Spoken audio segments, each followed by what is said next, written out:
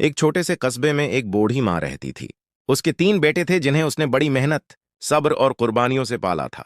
शोहर के इंतकाल के बाद इसी माँ ने सलाई, कढ़ाई करके दूसरों के घरों में काम करके अपने बच्चों को पढ़ाया, लिखाया और जवान किया। वक्त गुजरता गया, बेटे बड़े हो गए, नौकरियां मिल गईं, शादियां हो गईं, मगर माँ अकेली और कमजोर होती चली गई। बूढ़ी माँ शदीद बीमार थी। उसके जिस्म में ताकत न रही थी, चलना फिरना मुश्किल हो गया था। वो अक्सर बुखार और दर्द में मुब्तला रहती। माँ ने बेटों से कहा कि मुझे डॉक्टर के पास ले चलो, दवाई ला दो, मगर बेटे दुनियावी मसरूफियात और बहानों में लगे रहे। एक कहता मेरे पास वक्त नहीं, दूसरा कहता पैसे नहीं, तीसरा कहता बाद में देखेंगे। माँ खामोशी से आंसू बहाती रही। उसे दौलत नहीं चाहिए थी, बस थोड़ी सी तवजा, 2 मोहब्बत भरे बोल और इलाज की उम्मीद चाहिए थी। रातों को दर्द से कराहती तो किसी बेटे का दरवाजा खटखटाने की हिम्मत भी न करती कि कहीं डांट न पड़ जाए। एक रात माँ की हालत बहुत बिगड़ गई। सांस इखड़ने लगा, जिस्म ठंडा होने लगा। उसने आखिरी बार अपने बेटों को पुकारा, मगर कोई ना आया।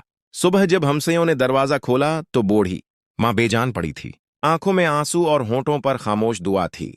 माँ की मौत के बाद बेटे रुए, मगर अब पछतावे का कोई फायदा न था। कुछ दिन बाद एक एक करके उनकी जिंदगियों में मुश्किलात आने लगे। कारोबार तबाह हो गया, घरों में सुकून खत्म हो गया, औलाद नाफरमान हो गई। तब उन्हें एहसास हुआ कि माँ की बद्दा नहीं, बल्कि उसकी खिदमत न करने का इंजाम उन्हें मिल रहा है। एक छोटे से कस्बे में एक बूढ़ी माँ रहती थी।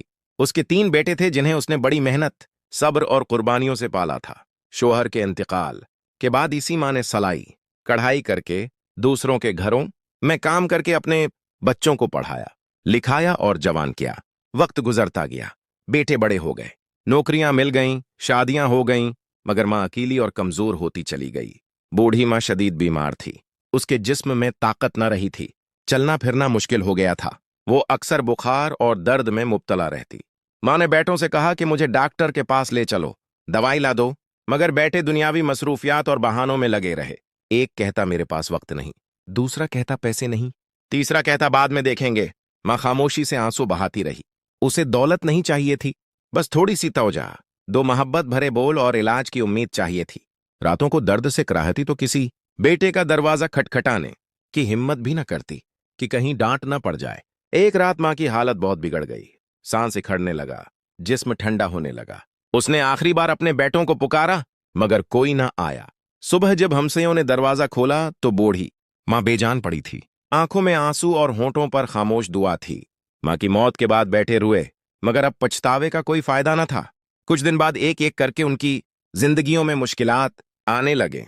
कारोबार तबाह हो गया, घरों में सुकून खत्म हो गया, औलाद नाफरमान हो गई। तब उन्हें एहसास हुआ कि माँ की बद्दा नहीं, बल्कि उसकी खिदमत न करने का इंजाम उन्हें मिल रहा है।